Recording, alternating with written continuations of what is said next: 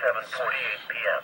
National Weather Service Doppler radar indicated a severe thunderstorm capable of producing ping-pong ball-size hail and damaging winds in excess of 60 miles per hour. This storm was located 5 miles northeast of Clinton and moving east at 45 miles per hour. Locations in the warning include Maynardville, Rutledge, Jefferson City, Dandridge, Morristown, New Market, White Pine, Russellville, Carrotsville, Halls, Norris Lake, Paulette, Maloneyville, Rose Hill, Mascot, Luttrell, Blaine, Strawberry Plains, Joplin, Buffalo Springs. In addition to large hail and damaging winds, continuous cloud-to-ground lightning is occurring with this storm. Move indoors immediately. Lightning is one of nature's #1 killers.